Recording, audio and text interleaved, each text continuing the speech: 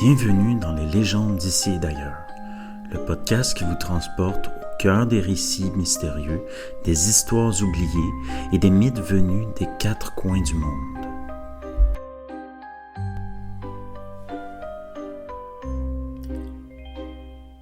Voici le 5e épisode, le village d'Anjikuni.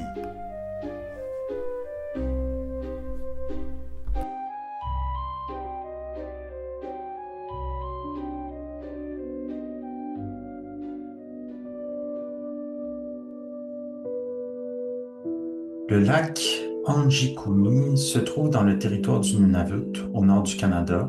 C'est une région isolée, balayée par les vents, où la température peut descendre en dessous de moins 40 degrés. À cette époque, dans les années 1930, il y a peu de non-autochtones qui s'y aventuraient. Seuls les trappeurs, les commerçants et quelques communautés inuites y vivaient, souvent dans des campements temporaires au bord des lacs gelés. C'est dans ce contexte que naît ce qu'on appellera plus tard le mystère du village disparu d'Anjikuni. Selon la version la plus connue, l'histoire débute en novembre 1930 avec le trappeur nommé Joe Labelle qui traverse la région. Il affirme connaître un petit village inuit installé près du lac Anjikuni où il s'était déjà arrêté au cours de ses précédentes expéditions. D'après son témoignage, lorsqu'il atteint le campement ce jour-là, il découvre un silence total. Les habitations sont vides, les foyers encore tièdes et aucun habitant ne répond à ses appels. Labelle décrit des scènes troublantes, des repas en préparation, des armes appuyées contre les murs et plusieurs chiens de traîneau morts de faim encore attachés à leurs pieux. Il dit aussi avoir remarqué une tombe ouverte sans savoir qui ou quoi en était l'origine. Après cette découverte, il quitte les lieux pour alerter la police montée royale du Canada, donc la RCMP. Une enquête est alors ouverte et des agents se rendent sur place et selon certains récits confirment les observations de Labelle. Le village semble déserté sans explication. Mais très vite, les versions vont diverger. Donc, dans le premier article de presse mentionnant cette affaire qui paraît le 29 novembre 1930 dans le Halifax Herald, son auteur, Emmett A. Kelleher, raconte en détail la découverte du trappeur. C'est à partir de cet article que l'histoire commence à circuler dans les journaux canadiens puis américains. Cependant, quelques années plus tard, la RCMP nie officiellement l'existence même d'une telle enquête. Un communiqué de 1959 précise qu'aucun rapport de disparition de village inuit n'a jamais été enregistré autour du lac Anjikuni et qu'aucun témoin n'a pu confirmer le récit de Joe Labelle. Selon le sergent J. Nelson, qui aurait mené une vérification à l'époque, aucune communauté permanente ne vivait dans cette zone. Les Inuits de la région étaient des groupes nomades qui se déplaçaient selon les saisons et les ressources disponibles. Autrement dit, il n'y aurait jamais eu de village à proprement parler à Anjikuni, mais plutôt des campements temporaires. Malgré ces démentis, l'histoire continue de circuler.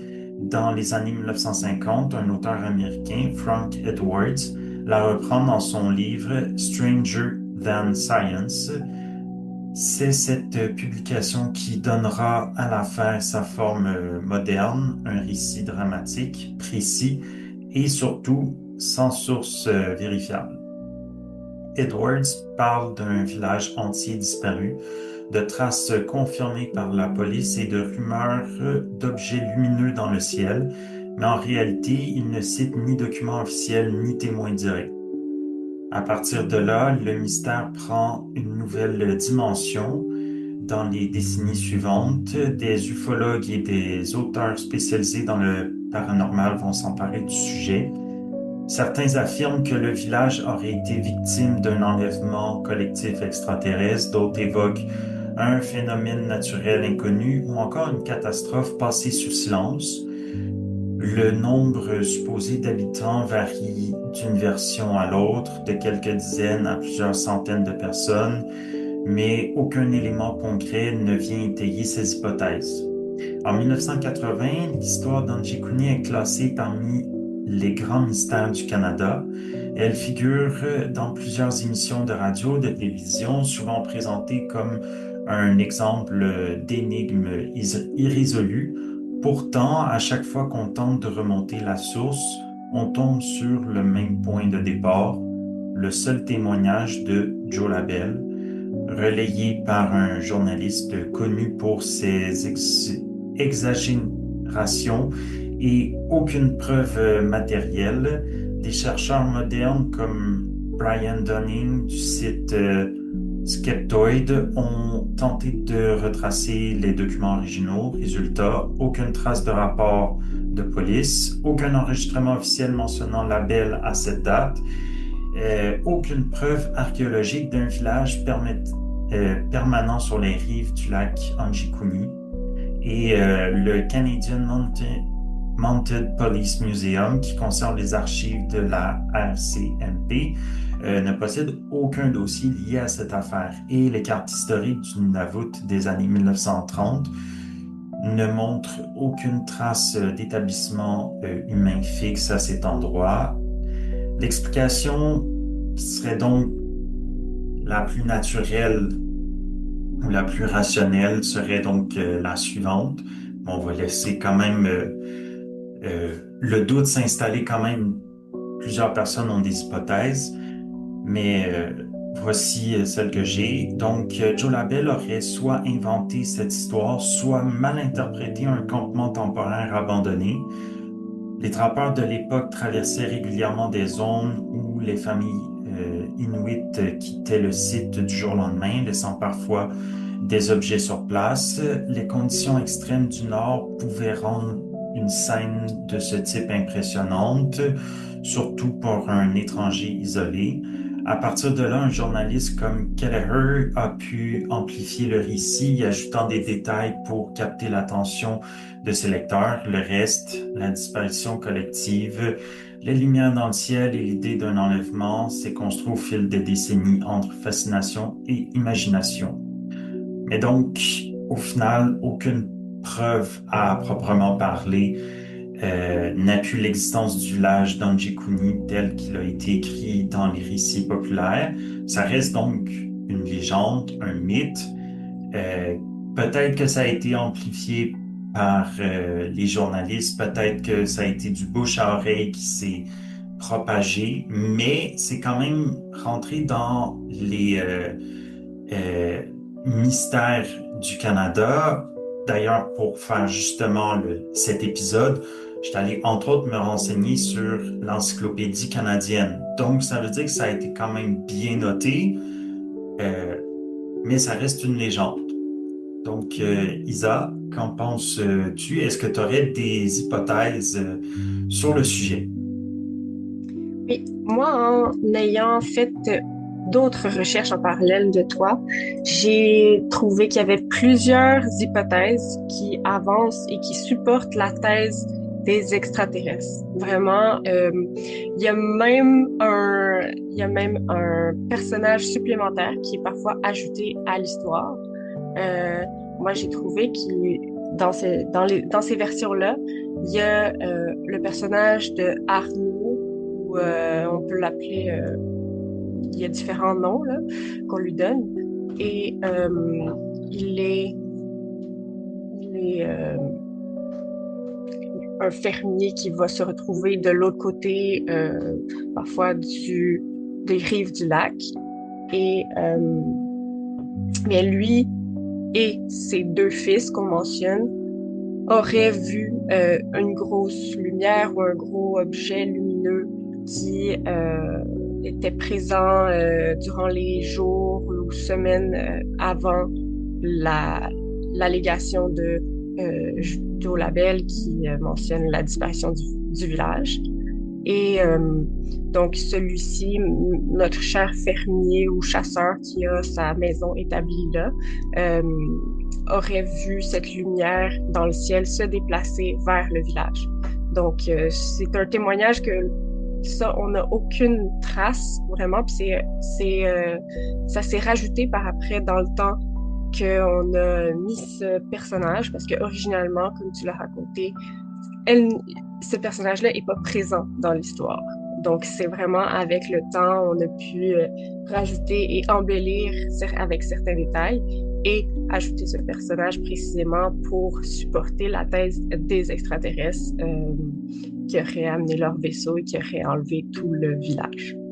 Ouais, mais on s'entend que, d'accord pour les extraterrestres, mais il y a quand même le point que mentionné plus tôt, euh, tu sais, les groupes Inuits qui étaient dans cette région-là n'étaient pas connus comme forcément sédentaires à construire leur village. Donc, est-ce qu'il n'y aurait pas moyen que par un grand froid et par l'isolement de Joe Labelle, ce dernier aurait pu euh, un petit peu paranoïer et voir, genre, ce qu'il croyait être un village, le voir comme étant un campement, en fait, laissé à l'abandon.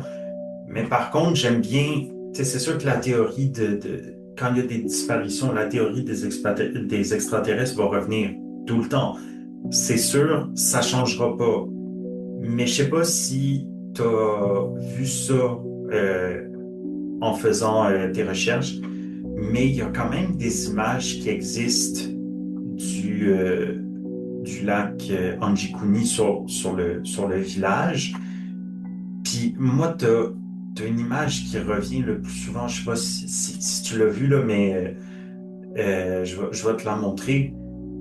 C'est très bizarre parce qu'on voit des grands bonhommes, euh, mais genre, il y en a que un, euh, je sais pas si tu vois bien là, mais il y en a que un au centre où on voit son visage, puis sur les côtés, on voit des ouvertures de visage, mais ça s'arrête là. Puis honnêtement, je sais pas à quel point ou d'où sort cette image-là, mais je l'ai vue reprise, mais tellement souvent que genre, honnêtement, il y aurait moyen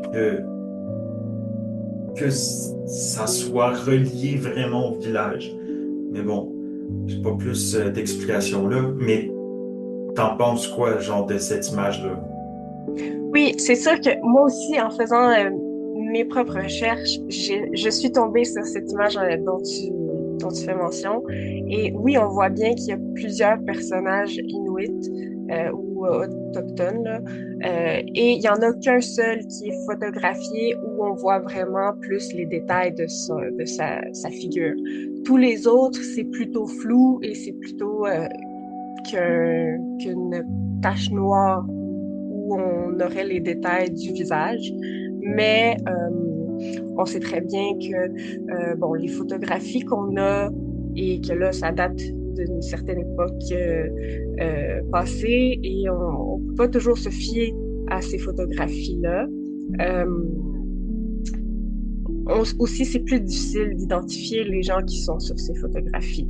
Même celles où on voit clairement les détails de visage, on sait que c'est plutôt difficile d'identifier parce que c'est une culture qui est différente et ils étaient peu répertoriés, comme justement à cette époque on mentionne que c'est une culture avec des traditions nomades.